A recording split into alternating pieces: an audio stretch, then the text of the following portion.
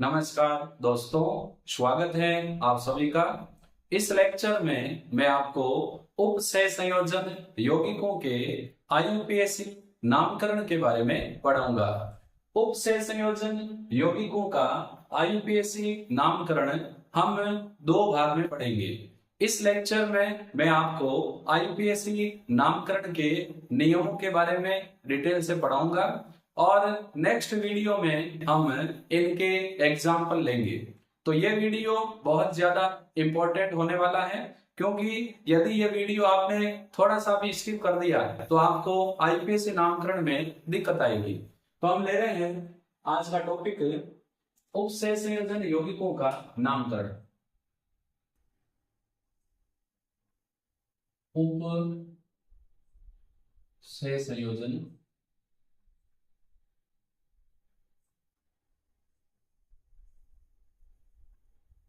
यौगिकों का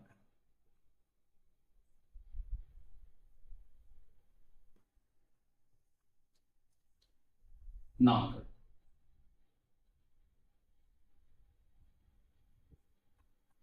उपसय संयोजक यौगिकों का नामकरण हम आयनिक यौगिक की तरह ही करते हैं, अर्थात नाम लिखते समय पहले हम नाम धनायन का और उसके बाद हम ऋणायन का नाम लिखते हैं। अब देखो, संकुलायन धनायन भी हो सकता है, संकुलायन ऋणायन भी हो सकता है, और यह भी हो सकता है कि संकुलायन ही धनायन हो और संकुल आयन ही ऋणायन हो। लेकिन नामकरण के नियम में पहला पॉइंट यह है कि सबसे पहले जब हम उपसय संयोजन यौगिकों का नाम लिखेंगे तो हमें यह पता करना है कि धनायन कौन है, ऋणायन कौन है। पहले नाम धनायन का लिखेंगे और उसके बाद हम नाम लिखेंगे ऋणायन का। जब हम संकुल आयन का नाम लिखते हैं तो संकुल आयन, जिसको हम समन्वय सतह भी बोल सकते हैं, उसमें पहले हम नाम लिखेंगे लिगेंड का और उसके बाद हम नाम लिखेंगे धातु आयन का। धातु आयन का नाम लिखने के बाद हम ब्रैकेट में धातु परमाणु की ऑक्सीकरण अवस्था रोमन अंकों में लिखेंगे। तो यहां पर मैं आपको एक एक करके यहां एक्सप्लेन करता जाऊंगा।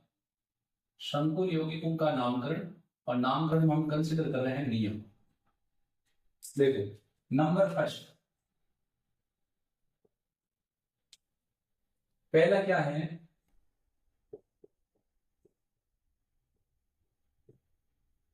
नामकरण में पहले धनायन व उसके बाद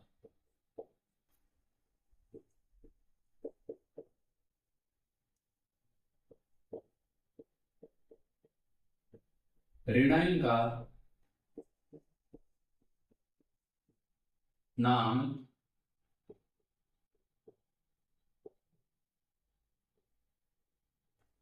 लिखते हैं। जैसे मान लो एग्जाम्पल हम लें K4FeCN6, ये हमने एक एग्जाम्पल ले लिया। अब इसमें हमें पता है बाहर पोटेशियम है, ये धनायन है, और ये संकुल क्या है, ऋणायन है। तो पहले हम नाम लिखेंगे पोटेशियम का, उसके बाद हम नाम लिखेंगे संकुल आयन का।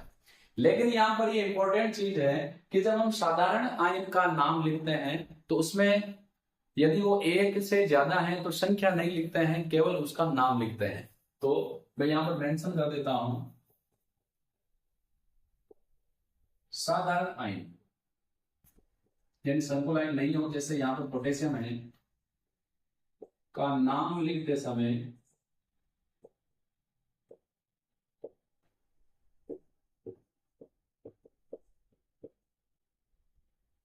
संख्या का उल्लेख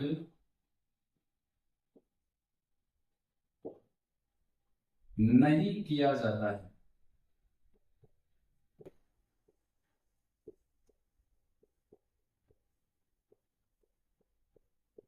जैसे यहाँ पोटेशियम है तो हमें खाली यही लिखना है पोटेशियम, ये नहीं लिखना है टेट्रा पोटेशियम, क्योंकि 4 पोटेशियम है तो संख्या का उल्लेख हमें नहीं करना है। तो पहला अपना काम हो गया कि हमें पहचानना है कि धनायन कौन है, ऋणायन कौन है। पहले धनायन का नाम लिखेंगे, उसके बाद नाम लिखेंगे ऋणायन का। अब बात आती है कि जब हम संकुल आयन का नाम लिखेंगे तब हमें क्या करना है। जैसे ये संकुल आयन, तो संकुल आयन का नाम लिखते समय पहले लिगेंड और उसके बाद धातु आयन का नाम लिखा जाता है। तो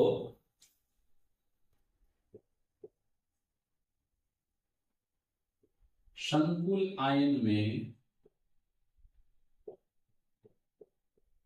पहले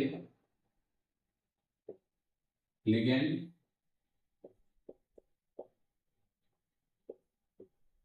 व उसके बाद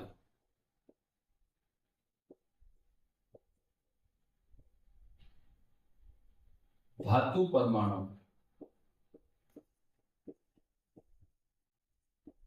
का नाम लिखते हैं। धातु परमाणु के नाम के बाद, नाम के ठीक बाद नाम लिखे, उसके बाद कोष्ठक में, कोष्ठक भी छोटा,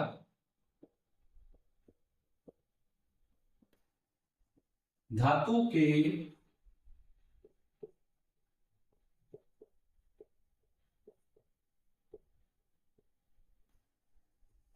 ऑक्सीकरण अंक को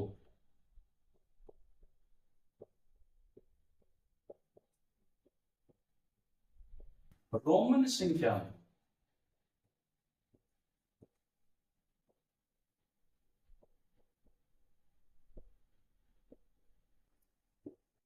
लिखते हैं। तो यहां पर मोटे तौर पर अगर हम देखें तो पहले नाम लिखेंगे धनायन का और उसके बाद नाम लिखेंगे ऋणायन का। और संकुल आयन की अगर हम बात करें तो पहले हम नाम लिखेंगे लिगेंड का और फिर लिखेंगे धातु का नाम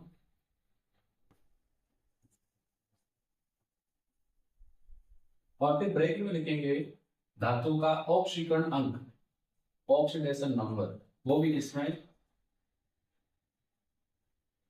रोमन संख्या। ये हमें ध्यान, धनायन ऋणायन जो भी है पहले धनायन का नाम लिखेंगे फिर ऋणायन का नाम लिखेंगे। अब धनायन और ऋणायन में एक संकुल होगा, ये तो श्योर है। तो संकुल आयन का नाम लिखेंगे, पहले नाम लिखेंगे लिगेंड का, फिर धातु का नाम और धातु के नाम के बाद ब्रैकेट में ऑक्सीकरण संख्या को रोमन संख्या में लिखेंगे। अब इसका तीसरा पार्ट ले रहे हैं कि लिगेंड का नाम कैसे लिखें, क्योंकि संकुल में पहले नाम लिगेंड का लिखा जाएगा। तो लिगेंड का नाम, अब देखो लिगेंड तीन प्रकार के होते हैं, उदासीन लिगेंड, ऋणायनिक लिगेंड और धनायनिक लिगेंड। तो तीनों लिगेंडों के हम अलग अलग नाम लिख रहे हैं। तो पहले यहां मैं लिख देता हूं उदासीन और यहां मैं लिख दूंगा आपके कुछ धनायन वाले लिगेंड। उदासीन में जैसे मैं एग्जाम्पल लिख रहा हूं H2O, NH3, PY, EN, PH3P। तो जो H2O है इसका नाम लिखा जाता है एक्वा, NH3 को लिखा जाता है एमीन, PY को लिखा जाएगा पिरीडीन। ये एथेनिक डाइएमीन है, लेकिन जब इसका हम नाम लिखेंगे तो ऐसे लिखेंगे एथेन 1,2 डाइएमीन। ये CH3 भी क्या है, पीएच है फेनिल, लेकिन तीन है, इसका नाम हो जाएगा ट्राइफेनिल फॉस्फेट। और देखो धनायनिक लिगेंड में जैसे मैं लिख देता हूं NO2 plus, NO plus, NH2, NH3 plus. जो NO2 है इसको हम लिखते हैं नाइट्रोनियम। NO2 प्लस को हम लिखेंगे नाइट्रोसोनियम। आप भी साथ साथ लिखते जाएं। इसको हम लिखेंगे हाइड्रोजीनियम। हाइड्रोजीनियम। तो जो रासायनिक लिगेंड है उनके नाम क्या क्या हम लगाएंगे, क्या ईएम। ऐसे ही H3O प्लस, इसको हम लिखेंगे हाइड्रोनियम। अब बात करते हैं रेनाइन वाले लिगेंड की।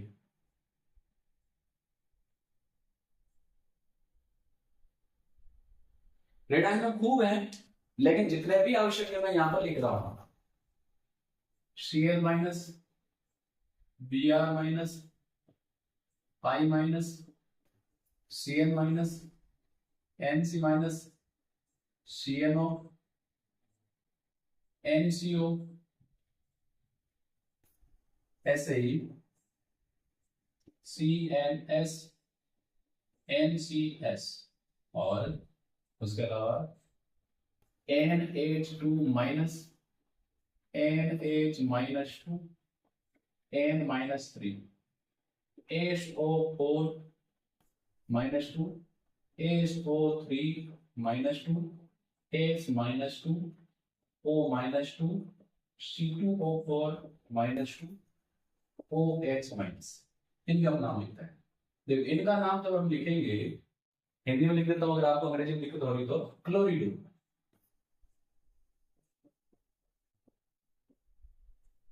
ईडो लगेगा, इनके नाम क्या क्या लगेगा, ईडो। ये ब्रोमीडो,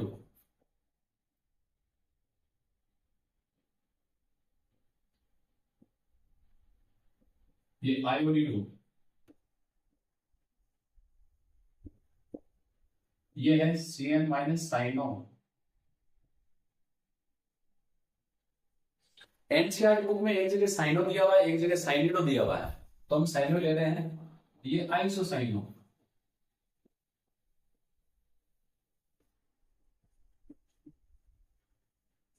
सीएनओ माइनस जो है इसको हम बोलेंगे साइनेटो।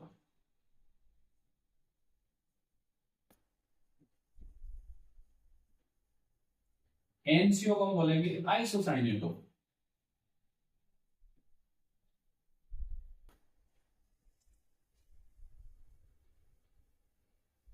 CNS thiocyanato.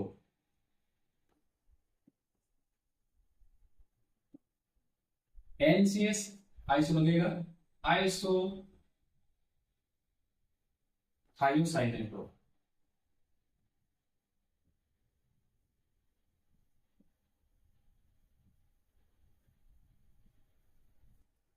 NH2 एमाइड होता है,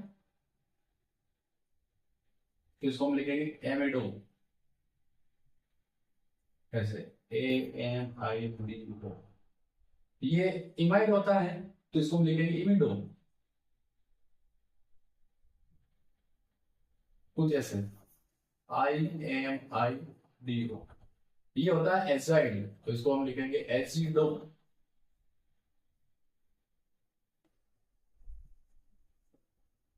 कुछ ऐसे AZID। SO4 माइनस 2 को बोलते हैं हम सल्फेट, तो वो लग जाएगा सल्फेटो। SO3 माइनस को हम बोलते हैं, ये सल्फेट है, ये सल्फाइड है, तो सल्फाइडो। ये सल्फाइड है, तो सल्फाइडो। ऑक्साइड है, ऑक्सीडो।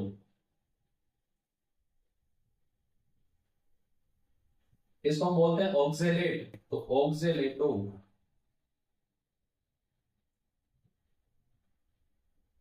ये बोलते हैं हाइड्रोक्साइड, तो हाइड्रोक्सो या हाइड्रोक्सीडो।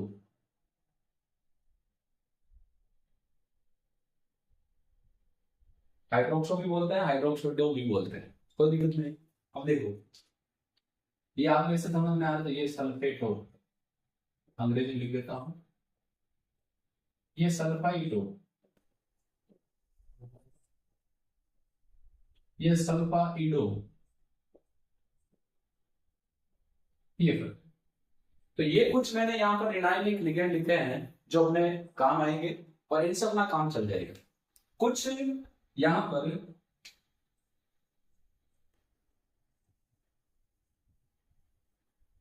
कार्बनिक लिगेंड भी होते हैं, जैसे कार्बनिक लिगेंड में एग्जाम्पल में बता देता हूं, CO, CH3, C6,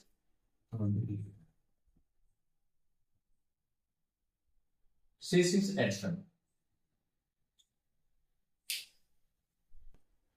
ये जो CH3 है इसको सब जानते हैं, क्या बोलते हैं इसको, मैथिल।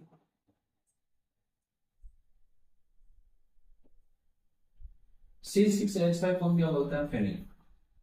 देखो कार्बोनिल एक उदासीन लिगेंड है, सी को हम क्या बोलेंगे, कार्बोनिल।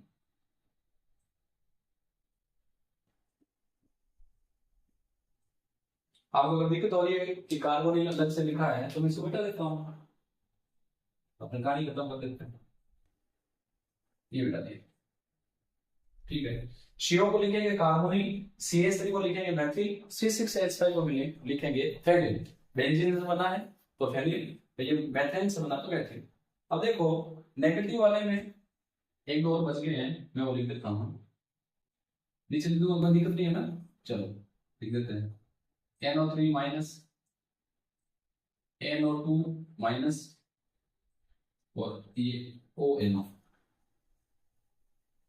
देखो ये नाइट्रेट है, ये नाइट्राइट है, तो नाइट्रेट मतलब नाइट्रेटो। अब देखो इसमें NO2ONO, यदि नाइट्रोजन से जुड़ा है तो हम क्या लिखेंगे, नाइट्रो, और अगर ऑक्सीजन से जुड़ा है तो इसको हम लिखेंगे नाइट्रीटो। बस ये फर्क है।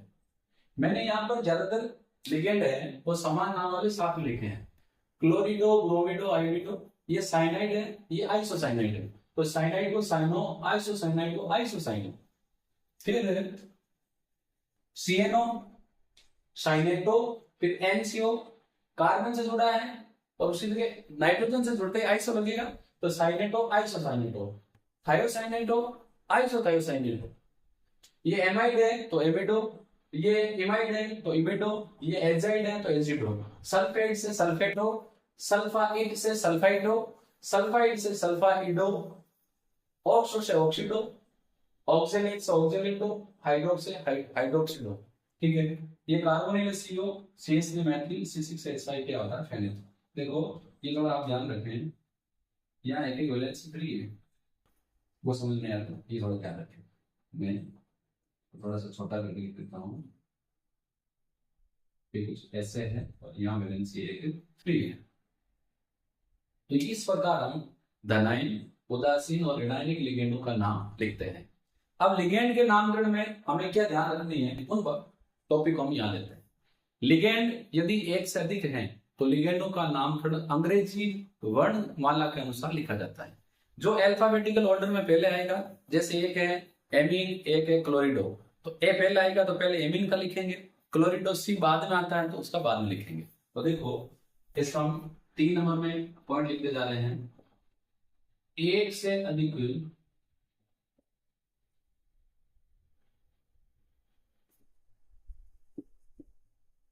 लिगेंड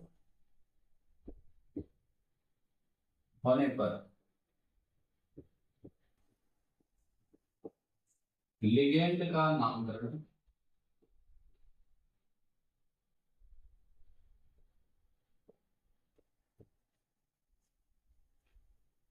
अंग्रेजी वर्णमाला अल्फाबेटिकल ऑर्डर क्रम से लिखा जाता है।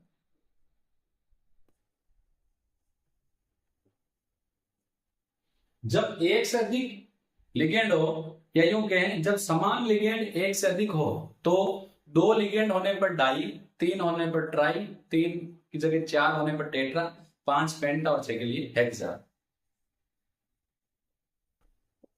समान लिगेंड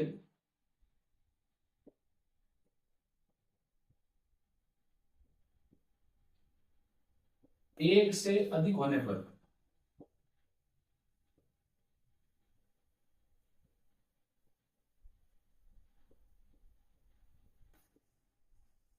लिगेंड के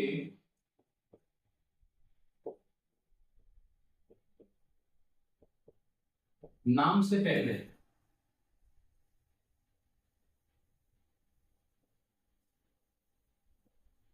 संख्या का उल्लेख करते हैं। कैसे करेंगे? 2 होंगे तो डाई, 3 होंगे तो ट्राई, 4 होंगे तो टेट्रा, 5 होंगे तो पेंटा, 6 होंगे तो हेक्सा। लेकिन कई बार लिगेंड ऐसे होते हैं जिनके नाम में डाई ट्राई टेट्रा होते हैं। ऐसे लिगेंड को हम बोलते हैं बहुतंतु लिगेंड। वे लिगेंड जिनके नाम में डाई ट्राई टेट्रा होते हैं, उस कंडीशन में एक से अधिक लिगेंड होने पर यदि 2 लिगेंड हैं तो हम लिखेंगे बिस, 3 है तो ट्रिस, 4 है तो लिखेंगे टेट्राकिस, 5 है तो पेंटाकिस लिखेंगे। लेकिन बहुतंतु लिगेंड के नाम का उल्लेख करने के बाद बहुतंतु लिगेंड का नाम ब्रैकेट में लिखा जाता है। इरेज करता हूं, लिखता हूं।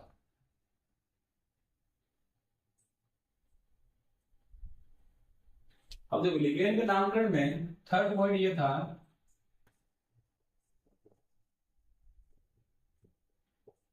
बहुतंतु लिगेंड।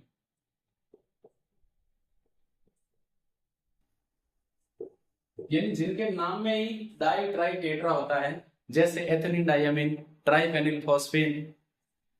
ऐसे लिगेंड के बहुतंतु लिगेंड एक से अधिक होने पर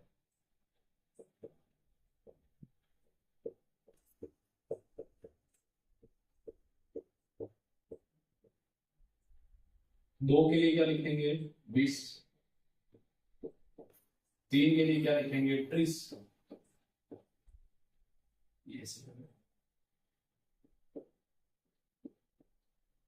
4 के लिए टेट्राकिस और 5 के लिए पेंटाकिस लिखते हैं। तथा पहले संख्या को उल्लेख कर दिया, उसके बाद लिगेंड का नाम ब्रैकेट में लिखना है।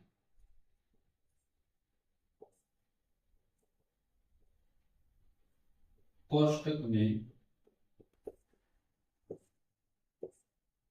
लिखते हैं। जैसे मान लो हमने क्या दिया, एथिलीन डायमीन 2 है तो हम पहले लिखेंगे 20, फिर ब्रैकेट में लिखेंगे एथेन 1 2 डाई। तो इस रूल का मतलब यही हुआ, यदि बहुतंतुक लिगेंड का नाम हम लिखते हैं और बहुतंतुक लिगेंड एक से ज्यादा हो तो उस कंडीशन में पहले लिगेंड के नाम से पहले हम संख्या का उल्लेख करेंगे। 2 के लिए 20, 3 के लिए 30, 4 के लिए टेट्राकिस और 5 के लिए पेंटाकिस, ये हम लिखेंगे। और लिगेंड का नाम किसको लिखना है? ब्रैकेट में। जैसे 2 एथिलीन डायमीन है तो पहले हमने लिख दिया 2 के लिए 20, फिर इसका नाम हमने लिख दिया ब्रैकेट में, ऐसे लिखना है। अब देखो नंबर 4, लिगेंड का नाम हमने लिखना सीख लिया, अब किसका नाम लिखेंगे? धातु परमाणु का नाम करो।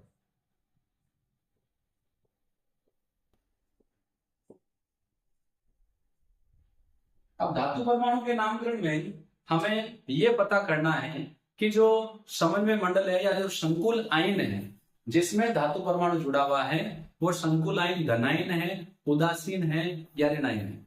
यदि संकुल आयन धनायन या उदासीन है तो धातु के नाम में कोई परिवर्तन नहीं करते हैं। जबकि संकुल आयन ऋणायन होने पर धातु के नाम के आगे एट लिखा जाता है। देखो इसमें नंबर 1, यदि संकुल आयन उदासीन या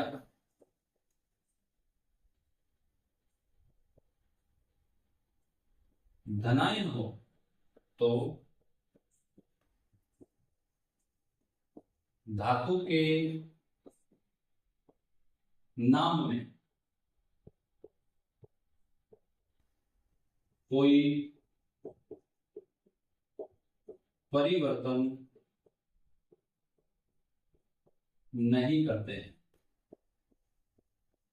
यानी ऐसी कंडीशन में जिंक है तो जिंक को जिंक ही लिखेंगे, कोबाल्ट है तो कोबाल्ट को कोबाल्ट ही लिखेंगे, प्लेटिनम को प्लेटिनम ही लिखेंगे। लेकिन सेकंड क्या है, यदि संकुल आयन ऋणायन हो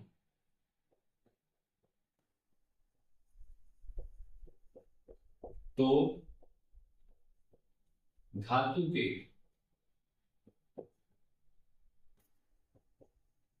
नाम के आगे क्या लगाएंगे, एट लगाते हैं। कैसे लगाएंगे देखो, जैसे एग्जाम्पल लेते हैं zinc, copper, cobalt, chromium, platinum, gold, silver.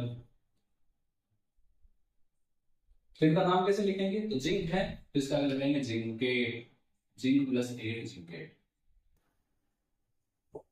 Copper क्यूपरेट,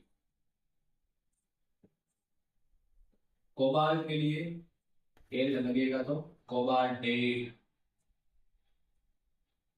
chromium के लिए क्रोमेट, प्लेटिनम के लिए प्लेटिनेट।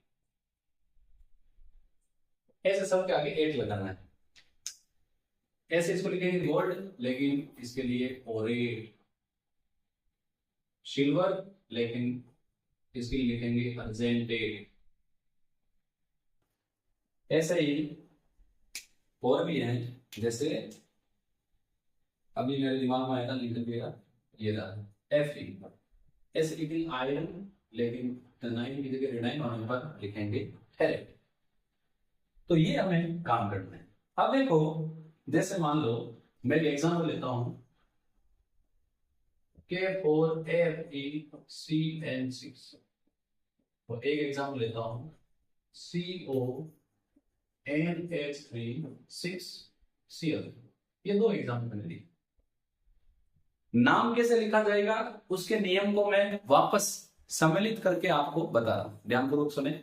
पहले हमें यह पता करना है कि धनायन कौन है, ऋणायन कौन है। नाम लिखते समय पहले हम धनायन का नाम लिखेंगे, उसके बाद ऋणायन का नाम लिखेंगे। जैसे इसमें ये धनायन है, ये ऋणायन, तो ये साधारण आयन है तो इसका नाम हम लिखेंगे पोटेशियम। फिर संकुल आयन का नाम लिखेंगे। संकुल आयन का नाम लिखते समय पहले हम लिगेंड का नाम लिखेंगे और लिगेंड के नाम के बाद हम धातु आयन का नाम लिखेंगे। धातु आयन के नाम के बाद ब्रैकेट में उसका ऑक्सीकरण लिखेंगे। तो ये हो गया पोटेशियम। फिर देखो लिगेंड एक साथ लिखे 6 है, हेक्सा। सीएन को क्या लिखते हैं, साइनो। तो ये हो गया पोटेशियम स्पेस 6 लिगेंड है, हेक्सा। सीएन को लिखते हैं साइनो, हेक्सा साइनो। अब देखो ये जो संकुल है ये क्या ऋणायन है। कैसे पता चला, पता ऐसे चला कि बाहर वाला पोटेशियम धनायन है तो ये तो ऋणायन ही होगा। तो Fe को हम लिखेंगे फेरेट और फिर लगाएंगे ब्रैकेट, ब्रैकेट में लिखेंगे इसका ऑक्सीकरण जो यहाँ पर कितना है +2। अब यहाँ पर सेकेंड एग्जांपल की बात करते हैं। संकुल आयन धनायन है और बाहर क्या है ऋणायन। तो पहले हम इसी का नाम लिखेंगे। इसके नाम में पहले देखो लिगेंड, एक लिगेंड है, 6 है, हेक्सा। NH3 को क्या लिखेंगे, एमीन। फिर ये धनायन वाला है तो कोबाल्टेट नहीं लगाएंगे, कोबाल्ट। ब्रैकेट में लिखेंगे इसका ऑक्सीकरण रोमन संख्या में थर्ड, और एंड में क्या लगाएंगे, क्लोराइड। तो ये क्या हो गया ऊपर वाला। देखो अगले वीडियो में मैं आपको एग्जाम्पल कई प्रकार के करवाऊंगा। Potassium hexacyano ferrate. अब जब संकुल का नाम लिखना है तो अगर आप हिंदी में लिख रहे हो तो एक ही लाइन में लिखना है, अंग्रेजी में लिख रहे हो तो स्पेस नहीं देना है।